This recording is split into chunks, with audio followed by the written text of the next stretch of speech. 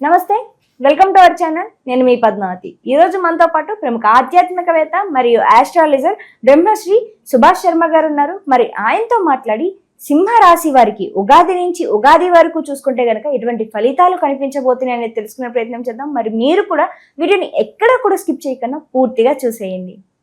నమస్కారం గురువు గారు. శ్రీమాత్రే నమః.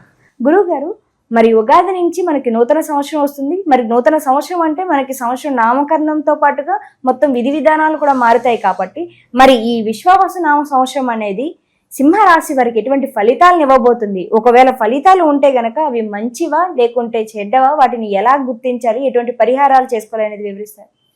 తప్పకుండా తెలియజేస్తారు. ముందుగా ప్రేక్షకులందరికీ శ్రీమాత్రే నమః, శ్రీ గురుభ్యో నమః. ముందుగా వీక్షిస్తున్నటువంటి ప్రేక్షకులందరికీ కూడా నూతన సంవత్సర విశ్వవసు నామ సంవత్సర ఉగాది శుభాకాంక్షలు తెలియజేసుకుంటూ, గోచార ఫలితాలు అనేటటువంటి ప్రతి మనిషి జీవితంలో శుభాన్ని లాభాన్ని కలిగించాలని కోరుకుంటూ, ఇక గోచార ఫలితాల్లోకి వెళితే సింహరాశి వారి యొక్క ఫలితాలు. సింహరాశి వారికి గనక చూసుకున్నట్టయితే ఈ సంవత్సరము సింహరాశి వారికి ఆదాయం 11, వ్యయం 11, అలాగే రాజపూజ్యము 3, అవమానం 6. ఈ రకంగా వీళ్ళ యొక్క ఆదాయ వ్యయాలు నడుస్తుంది. అంటే ఖర్చు సమపాలల్లో ఉంటుంది. అలాగే ఆదాయము ఖర్చు సమపాలల్లో ఉండడంతో పాటు అవమానము రాజపూజ్యము అంటే 3 రాజపూజ్యము, అవమానం 6% నడుస్తుంది. ఈ రకమైనటువంటి ఆదాయ వ్యయాలు వీళ్ళ జీవితంలో నడుస్తాయి. ఇక గోచార ఫలితాల్లోకి వస్తే సింహరాశి వారికి గురు సంచారం అనేటటువంటిది 11వ స్థానంలోను, శని సంచారం అనేటటువంటిది 8వ స్థానంలోను, అలాగే రాహు సంచారం అనేటటువంటిది 8వ స్థానంలోను, కేతు సంచారం 2వ స్థానంలో సంచరిస్తూ ఉంటుంది. అంటే ఈ సంవత్సరం గోచారము వీళ్లకు ఈ రకమైనటువంటి స్థానాలలో వాళ్ళ రాశి నుంచి కనుక లెక్క పెడితే కనుక 11వ స్థానంలో గురు సంచారం, 8వ స్థానంలో శని సంచారము, 8వ స్థానంలో రాహు సంచారము, అలాగే కేతు 2వ స్థానంలో సంచరిస్తున్నాడు. దీని యొక్క ప్రభావము మనిషి జీవితం మీద గోచారంలో ఎలా పడుతుందో ఒకసారి చూసుకుందాం. ముఖ్యంగా సింహరాశి వారికి 11వ స్థానంలో గురు సంచారం అని చెప్పడం జరిగింది. మరి 11వ స్థానంలో గురువు సంచరించడం వల్ల ఎలాంటి ప్రభావం ఉంటుంది అంటే అన్నింటి యందు లాభం చేకూరుతుంది. అంటే 11వ స్థానము చాలా లాభదాయకమైనటువంటి స్థానం, గురువు సంచరించడానికి అనుకూలమైనటువంటి స్థానం అని చెప్పుకోవచ్చు. అలాగే కీర్తి ప్రతిష్టలు సంపాదించుకోవడానికి చాలా అనువైనటువంటి సమయము. కీర్తి లాభాలు పెరిగేటటువంటి అవకాశం ఉంటుంది, ఆదాయం పెరిగేటటువంటి అవకాశం ఉంటుంది. అందులోనూ తేజోవృద్ధి కలిగేటటువంటి అవకాశం కూడా ఉంటుంది. తేజోవృద్ధి అంటే అనుకున్నటువంటి పనులు సకాలంలో పూర్తి చేయగలుగుతారు, అనుకున్నటువంటి వారితో బంధుత్వం ఏర్పరచుకుంటారు, అలాగే సఖ్యత పెరిగేటటువంటి అవకాశం ఏర్పడుతుంది, కొత్త వాళ్ళ పరిచయాలు ఏర్పడుతూ ఉంటాయి. అలాగే వీళ్ళు ఎక్కడ ఉంటే అక్కడ ఆనందంగా ఉండేటటువంటి అవకాశాలు ఎక్కువగా కనిపిస్తూ ఉన్నాయి. అలాగే వీళ్ళకేంటి అంటే ముఖ్యంగా విజయ ప్రాప్తి కూడా కలిగేటటువంటి అవకాశం, ఏ రంగంలోనైనా సరే విజయం చేకూరేటటువంటి అవకాశం ఏర్పడుతూ ఉంటుంది. 11వ స్థానం గురు సంచారం వల్ల పదవులు వచ్చేటటువంటి అవకాశము, అలాగే లాభం వచ్చేటటువంటి అవకాశము, సినిమా రంగంలో కానీ రాజకీయ రంగంలో కానీ మంచి మంచి అవకాశాలు పుంజుకునేటటువంటి అవకాశం కూడా తప్పకుండా ఈ యొక్క సింహరాశి వారికి ఏర్పడబోతుంది. అందులోనూ వీళ్ళకి ఏంటి అని అంటే కనుక ముఖ్యంగా ఏదైనా సరే కార్యానుకూలత సాధించాలంటే పట్టు ఉండాలి. పట్టు లేకపోతే గనక వీళ్ళు ఎన్ని ప్రయత్నాలు చేసినా విఫలమవుతుంది. అంటే ముఖ్యంగా గురుబలం బాగున్నప్పుడు మనం ఏం చెయ్యాలి అంటే గనక కష్టపడేటటువంటి తత్వాన్ని అలవాటు చేసుకోవాలి. ఈ లేజీతనాన్ని అలాగే ఈ బద్ధకాన్ని వదిలివేసేయాలి. ఎందుకు అనంటే గనక ముఖ్యంగా జీవితంలో 99 పొరపాట్లు మనం చేసి ఆ పొరపాట్లన్నీ కూడా భగవంతుడి మీద నెట్టేస్తాం. ముఖ్యంగా ఎప్పుడైనా గమనించండి, అయ్యో భగవంతుడు నా నుదుటి రాత ఇలా రాశావు, అయ్యో భగవంతుడు నాకు ఇలాంటి భర్తనిచ్చావు, అయ్యో భగవంతుడు నాకు ఇన్ని కష్టాలు ఇచ్చావు అని చెప్పి భగవంతుని నిందిస్తూ ఉంటాం. ఎందుకైనా ఎప్పుడైనా గుర్తుపెట్టు, గోచార ఫలితాల్లో మనకు ప్లానటరీ పొజిషన్ బాగా ఉంది అని అనుకున్నప్పుడు మానవ ప్రయత్నంగా మనం ప్రతి ఒక్కటి ఆచరణ చేసేటటువంటి పద్ధతులు అలవాటు చేసుకుంటే ఫలితాలు అనేటువంటి తొందరగా రావడానికి గోచార ఫలితాలు మనకు ఉపయోగపడతాయని అర్థం చేసుకోవాలి. ఈ రకంగా 11వ స్థానంలో గురు సంచారము అదృష్టాన్ని లాభాన్ని సింహరాశి వారికి కలగజేస్తుంది. కానీ ఇక్కడ ఏమవుతుంది, వీళ్ళకు అష్టమ శని అనేటటువంటిది కూడా ప్రారంభమవుతుంది. ముఖ్యంగా ఈ యొక్క సింహరాశి వారికి అష్టమ శని వల్ల ఎలాంటి ఇబ్బందులు కలుగుతాయి? గురువు వీళ్లకు బాగున్నప్పటికీ కూడా 8వ స్థానంలో శని సంచారం వల్ల ఎలాంటి ఇబ్బందులు కలుగుతాయో తెలుసుకుందాం. ముఖ్యంగా 8వ ఇంట శని ఉండడం కారణం చేత దీనిని అష్టమ శని అని పిలుస్తాం మనం.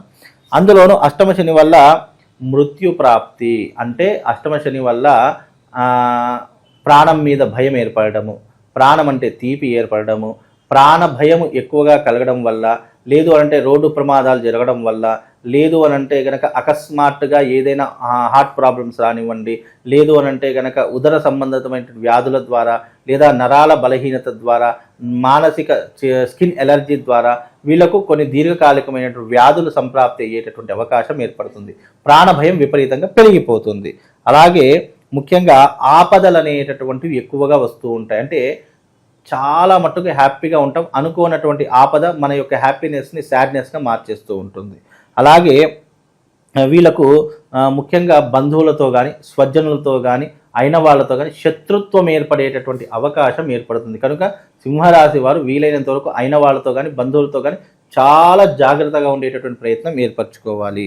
అలాగే ద్వేషాలు పెరిగిపోతాయి, నేరారోపణలు పెరిగిపోతాయి. అంటే ఏమీ చేయకుండానే, ఏమీ తప్పులు చేయకుండానే వీళ్ళ మీద దుమ్మెత్తిపోయడము, లేదా చాడీలు చెప్పడము, లేదు అంటే వీళ్ళు చేయనటువంటి తప్పుని స్ప్రెడ్ చేసేయడము, ఇలాంటివి ఎక్కువగా జరుగుతూ ఉంటాయి. అంటే చేయనటువంటి తప్పుకి కూడా ఒక్కొక్కసారి మనము శిక్షణ అనుభవించవలసిన పరిస్థితులు ఏర్పడుతూ ఉంటాయి.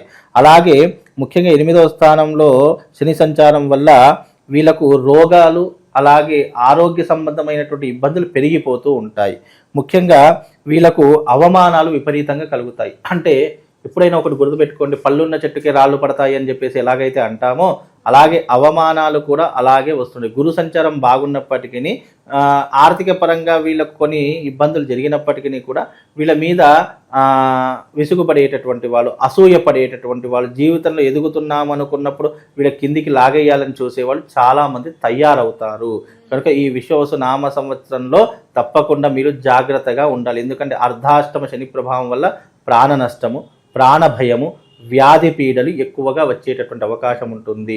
అలాగే శిక్షలు, జైలుకు వెళ్ళడం కానివ్వండి, లేదు చేయనటువంటి తప్పుని మనం అనుభవించడం కానివ్వండి, కోర్టులకు చుట్టూ తిరగడం కానివ్వండి, ఆస్తి నష్టం జరగడం కానివ్వండి, నమ్మి డబ్బులు ఇచ్చేటటువంటి వాళ్ళే మనకు శత్రువులుగా మారిపోవడం కానీ ఇలాంటివి జరుగుతాయి. ఇవి అర్ధాష్టమ శని వల్ల కలిగేటటువంటి ఇబ్బందులు. కనుక ఈ ప్రమాదాలకు చాలా జాగ్రత్తగా ఉండేటువంటి ప్రయత్నం చేసుకోవాలి. అలాగే సింహరాశి వారికి 8వ స్థానంలో కూడా రాహు సంచారం నడుస్తుంది. మరి 8వ స్థానంలో రాహు సంచారం వల్ల ఏమవుతుంది అంటే కనుక శ్వాసకోశ సంబంధాలు ఏర్పడతాయి, అంటే శ్వాసకోశ ఇబ్బందులు ఏర్పడతాయి. అందులోనూ రుణ బాధలు ఎక్కువగా అవుతాయి, అంటే అప్పుల బాధలు ఎక్కువగా అయ్యేటటువంటి అవకాశం ఉంటుంది. అలాగే వీళ్ళకు కార్య ప్రతికూలత, అగౌరవం ఎక్కువగా ఏర్పడుతుంది. అంటే చేసే ప్రతి పనిలో కూడా ఆటంకాలు ఏర్పడతాయి. అరే ఈరోజు వెళ్తే ఇక్కడ పని అవుతుంది అని అనుకుంటాము, ఆ పని కాకపోవడంతో వీళ్ళకు ఇబ్బందులు ఏర్పడుతుంటాయి. అగౌరవం అంటే వీళ్ళను తిట్టేటటువంటి వాళ్ళు, వీళ్ళంటే అసహించుకునేటటువంటి వాళ్ళు, అరే వీరు వస్తే వాళ్ళ నుంచి దూరం వెళ్ళిపోవాలనే ఆలోచనలు ఎదుటి వారి వ్యక్తిలో కలుగుతూ ఉంటాయి. కనుక ఇలాంటి విషయాల్లో కాస్త జాగ్రత్తగా ఉండే ప్రయత్నం చేయాలి.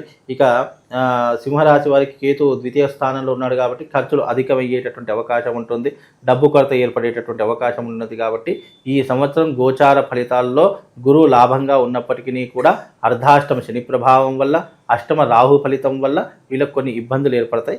ఆ ఒక విషయంలో వీరు జాగ్రత్తగా ఉంటే కనుక అన్ని రకాలుగా బాగుంటుంది. అయితే గురువు గారు మరి సింహరాశి వారికి కాస్త మిశ్రమ ఫలితాలు అనేవి కనిపిస్తున్నాయి కాబట్టి ఎటువంటి పరిహారం చేసుకోవడం వల్ల ఈ సంవత్సరం అంతా కూడా కొంచెం మంచి ఫలితాలు కనిపించడానికి అవకాశం దొరుకుతుంది అంటారు? తప్పకుండా ఈ సంవత్సరం మంచి ఫలితాలు కావాలి అని అనుకుంటే కనుక మార్చి 29వ తారీఖు అమావాస్య రోజున అరిష్ట నివారణ తంత్రయాగం జరుగుతుంది. ఆ అరిష్ట నివారణ తంత్రయాగంలో రండి, పాల్గొనండి. చక్కగా అరిష్ట నివారణ తంత్రయాగం చేయించుకోండి. తద్వారా మీకున్నటువంటి అరిష్టాలు, మీకున్నటువంటి ఇబ్బందులు, శనిగ్రహ పీడలు అన్నీ కూడా దూరం అయిపోయేటటువంటి అవకాశం దీని ద్వారా కలుగుతుంది. మార్చి 29వ తారీఖు అమావాస్య చాలా అద్భుతమైనటువంటి రోజు. ఆ రోజున ఖగోళంలో అనేక వింతలు జరుగుతాయి. షష్టగ్రహ కూటమి కూడా ఏర్పడేటటువంటి రోజు కాబట్టి ఆ రోజున ఎవరైతే అరిష్ట నివారణ తంత్రయాగం చేయించుకుంటారో వాళ్లకు ఈ విశ్వావసునామ సంవత్సరం కాస్త ఉపశమనం కలుగుతుంది. అంటే ఇది క్రోధినామ సంవత్సరంలో జరిగినప్పటికీ కూడా ఈ సంవత్సరం జరిగేటటువంటి విశ్వావసునామ సంవత్సరం రాబోయేది తెల్లారితే విశ్వావసునామ సంవత్సరం కాబట్టి ఈ శనివారము అమావాస్య రోజున జరిగే అరిష్ట నివారణ తంత్రంలో పాల్గొంటే గనక తప్పకుండా శనిగ్రహ పీడలు కానివ్వండి, వానకున్నటువంటి అరిష్టాలు కానివ్వండి, కుటుంబంలో ఇబ్బందులు కానివ్వండి తొలగిపోయేటటువంటి అవకాశం ఉంటుంది. ఇది బాసర జ్ఞాన సరస్వతి దేవస్థానం నందు గోదావరి తీరంలో నిర్వహించడం జరుగుతుంది. కాబట్టి తప్పకుండా రండి. ముందుగా రావాలంటే రిజిస్ట్రేషన్ చేసుకొని తప్పకుండా మీ పేరు నమోదు చేసుకొని వస్తే గనక తప్పకుండా వాళ్లకు ఈ సంవత్సరము కాస్త ఉపశమనంతో పాటు మంచి భవిష్యత్తు కూడా ఏర్పడేటటువంటి అవకాశం దీని ద్వారా కలుగుతుందమ్మా. ఇక ప్రతి ఒక్క రాశి వాళ్ళు, ఈ రాశి వాళ్ళు ఎవరైతే ఉన్నారో తప్పకుండా ఈ సంవత్సరము శిష్టగ్రహ కూటమి ప్రతి ఒక్క రాశుల మీద ప్రభావం చూపించేటటువంటి అవకాశం ఏర్పడుతుంది. కనుక ఈ సంవత్సరము గోదావరి క్షేత్రమునందు బాసర జ్ఞాన సరస్వతి దేవస్థానమునందు గంగా తీరమునందు అరిష్ట నివారణ తంత్రయాగం చేయిస్తున్నాము. 12 రాశుల ప్రతి ఒక్కరూ కూడా ఈ యొక్క యాగంలో పాల్గొనాలి. రాబోయేటటువంటి షష్టగ్రహ కూటమి కొన్ని గ్రహాలకు, అలాగే గ్రహాలలో జరిగే